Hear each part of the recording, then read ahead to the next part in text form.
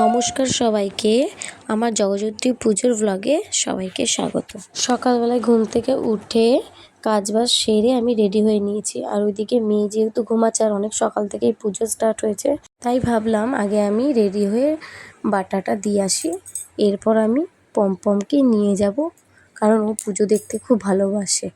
তো আমি এদিকে চলে গিয়েছিলাম রেডি হয়ে ডালা দিতে। গিয়ে দেখি সব রেডি হচ্ছে, অর্ধেক পুজো হয়ে গেছে, এবার শুরু হবে কুমারী পুজো। দেখো ওদের এই পুজোটা কিন্তু ওদের বাড়ির ছাদেই হয়, খুব সুন্দর আয়োজন করে। আর দেখো কত সুন্দর সিঁড়ির মধ্যে আলপনা দিয়েছে। এই বাড়িতে যত আলপনা, যত সাজানো গোছানো, এই বাড়ির ভাই কৃষাণ ভাই, ও আর একটা ভাইও করে, সেই ভাইটা করে। তো এসে দেখছি অর্ধেক পুজো তো হয়েই গেছে, সবাই এখন তোড়জোড় করছে যে কুমারী পুজোর জন্য। তো মা ওখানে কুমারী মাকে তো সাজানো হয়েই গেছে, এরপর আনবার পালা। তো এত ভালো লাগে, সব কিছু গুছিয়ে পরিপাটি করে। আর বেলুড় মঠে পুজো করে, তো হয়তো ওদের এইভাবেই নিয়ম। আর সবাই না একসাথে থাকে, সেইভাবে কোনো রকম মেয়েদের হেল্পও লাগে না। এই পুজো ওরা প্রত্যেকটা ছেলে, কেউ বাসন মাজবে, কেউ রান্না করবে, কেউ ভোগ রান্না মানে কি ভোগে রান্না করবে, কেউ গোছানোতে থাকবে, কেউ আর পুজো হয়ে গেলে না সাথে সাথে সব গোছানো। তার জন্য দেখো মায়ের সামনেটা কত সুন্দর পরিপাটি করে। আর সব এইগুলো ওরা সবাই মিলে অনেক দিন ধরে এসব শুরু হয় করা। আমার একটা জিনিস ভালো লাগে, আমরাও কিন্তু এত নিয়ম করি না, ওরা যত সুন্দর ছোটোখাটো নিয়মগুলো পুরো পাই টু পাই করে। আর এই পুজোতে যত কিছু লাগবে এরা সব কিছু দিয়েই করে। আর দেখো মাকে সাজিয়েছে যে যত কিছু, এইগুলো কিন্তু কোনো পালবাড়ি থেকে না, এই ঠাকুরটা আসে মনে হয় যতদূর ব্যান্ডেল থেকে আসে। হ্যাঁ শুনেছি ব্যান্ডেল থেকে আসে। আর ওই দিকতে যত সাজানো, সব সাজানোগুলো কিন্তু সব এই বাড়ির ভাই, মানে কৃষাণ ভাই, এই যে আসছে কুমারী মাকে নিয়ে, যে ভাইটা, এই ভাই নিজে হাতে কাস্টমাইজ করে সমস্ত কিছুটা করে। এত সুন্দর লাগছে, এবারে যেন আরোই যেন মায়ের মুখ থেকে চোখ ফেরানো যাচ্ছে না। তো চলেই এসেছে কুমারী মাকে নিয়ে, এরপরই শুরু হবে পুজো। মাকে দেখো বসিয়ে দিয়েছে। কুমারী মা কিন্তু আমাদের খুব ছোট্ট কুমারী মা। কুমারী মাকে কত সুন্দর লাগছে, একদম যেন সাক্ষাৎ জগদ্ধাত্রী মা। ঠাকুরমশাই বসে গেছেন এবার পুজোতে। প্রথমেই দেখো মায়ের পা ধুয়ে নিচ্ছে, এরপর আলতা পরিয়ে নেবে। একে একে এদের যাবতীয় আমি কিন্তু বললাম যে এই বাড়িতে আমার বিয়ের পর থেকেই, মানে এই 5 বছর ধরে এই বাড়িতে পুজো হয়। তো আমি পুজো প্রত্যেকবারই আমি এই দিনটা মিস করি না। আমি আগের থেকে হয় কাজকর্ম করে নিই। আর এই নবমীর দিনে যে কুমারী পুজোটা হয়, এই দিনে কাজকর্ম খুব একটা থাকে না, কেন বলো তো, এই বাড়িতেই আমাদের ভোগ খাওয়ার নিমন্ত্রণ থাকে। তো বসে পুরো পুজোটা দেখা যায়। হয়তো 3-4 দিন ধরে যে পুজোটা চলে, সেই সময় হয়তো এসে দেখতে পারি না, হয়তো তখন আসি হয়তো রাত্রেবেলা। কিন্তু নবমীর পুজো কিন্তু আমি মোটামুটি পুরো পুজোটাই কভার করি। আমার খুব ভালো লাগে দেখতে, এদের পুজোটাই এত সুন্দর না, আমি গ্যারেন্টি দিয়ে বলছি যারাই দেখবে তাদের এই পুজো থেকে উঠতেই ইচ্ছে করবে না। এদের পুজো আচ্ছা নিয়ম সব কিছু এতটাই সুন্দর। মা কুমারীকে যে সাজিয়েছে না এই বাড়ির ভাই, ওই যে বললাম কৃষাণ ভাই, ওই সাজিয়েছে। ও কিন্তু একজন মেকআপ আর্টিস্ট।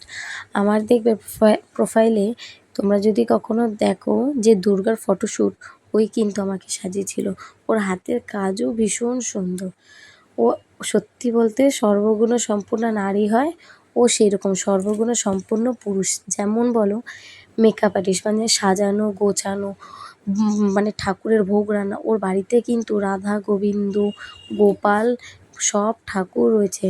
আর এই সব ঠাকুরেরই যখন পুজো হয় না, ও নিজে হাতে ভোগ রান্না করে। আবার একটা দুটো পদ না, পদে পদে পদে অনেক পদ।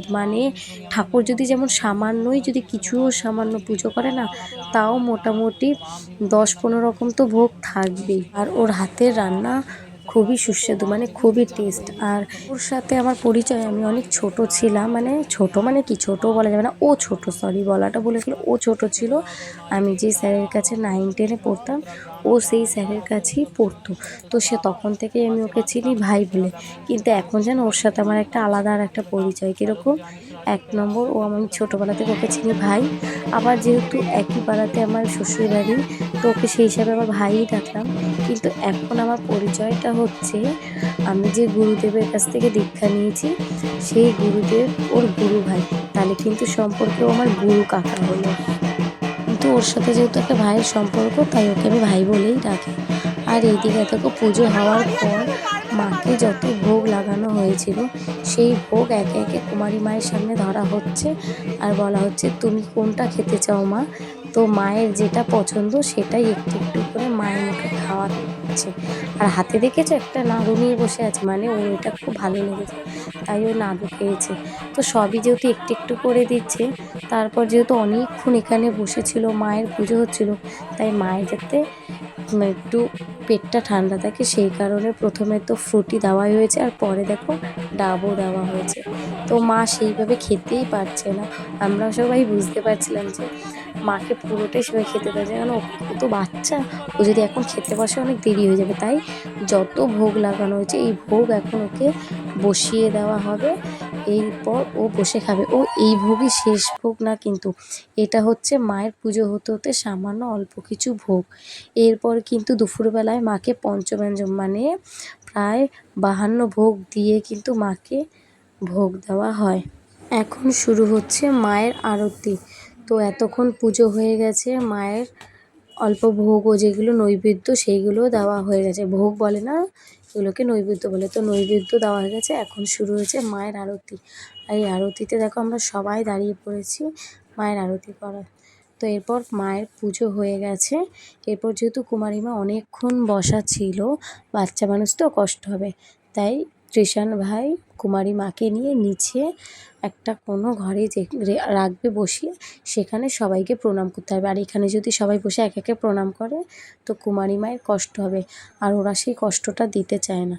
এই কারণে ওকে নিয়ে গেছে নিচের কোনো এক ঘরে। এই দেখো নিয়ে যাচ্ছে ওকে, যেইভাবে কোলে করে করে নিয়ে এসেছিল, সেইভাবেই ওকে নিয়ে যাচ্ছে। তো আমি ভাবলাম এই ফাঁকে আমি তাহলে পমপমকে নিয়ে আসতে যাই, কারণ ওকে রেখে আমি অনেকক্ষণই এখানে ছিলাম। আর বাবাই যেহেতু ফোন করছে না, আমি ভাবলাম হয়তো বাবাই তাহলে ওকে দেখছে, আমিও এর জন্য পুজোটা নিশ্চিন্ত মনে দেখতে পাচ্ছি। তো যেতে যেতে আমার সাথে এক দিদা, মানে আমার পাশে, আমার এটা হচ্ছে কিন্তু আমার শাশুড়ি ছোট কাকি, এক দিদার সাথেই, দিদাও ছিল এখানে পুজোতে। তো দিদার সাথে আমি এখন বাড়ি যাচ্ছি ওই গল্প করতে করতে। ও, তোমাদেরকে তো বলাই হলো না, আমার এই শ্বাসটা কেমন লেগেছে অবশ্যই কিন্তু কমেন্ট করে জানিও। বাড়িতে এসে দেখি পমপম এখনও শুয়ে আছে, আর ওর বাবা দোকানে চলে গেছে। তো যাই হোক, মেয়ে হয়তো শুয়েছিল বলে ওর জন্য চলে গেছে। আমি ওকে তারপর খাইয়ে দাইয়ে স্নান টান করে রেডি করে নিয়ে যাচ্ছি। যেই বলেছি, জানো মা ওখানে পুজো হচ্ছে, ব্যাস কাকে বলে নিজে নিজে তাড়াতাড়ি করে হেঁটে হেঁটে যাচ্ছে, দেখেছো? ও ভীষণ ভালোবাসে। জানি না পরবর্তীকালে কীরকম হবে, তবুও তোমরা আশীর্বাদ করো যাতে ও এইরকমই থাকে। তারপর আসার পর এখন শুরু হবে নবমী পুজো। দেখেছো ওদের পুজোর আচার আচরণই আলাদা, দেখো কত সুন্দর, ছোট ছোট ছোট, মানে ওদের পুজোর একদমই নিয়ম আলাদা, যেটা হয়তো আমরা জানবো না, এটা ওরাই জানে। এই কারণেই আমার এত ভালো লাগে এই পুজো, কত সুন্দর করে সমস্ত কিছু। এই যে দেখছো না এই ডালাটা, এই রকম পুজো কিন্তু সকাল দুপুর সন্ধে রাত 3 বেলা 4 বেলা পুজো হয়। 4 বেলায় কিন্তু এইরকম সাজিয়ে গুছিয়ে সব সময় জন্যই করে। তো তারপর শুরু হয়েছে ডন্ডি কাটা। এ দেখো প্রথমেই ডন্ডি কেটে নিচ্ছে তৃষান ভাই।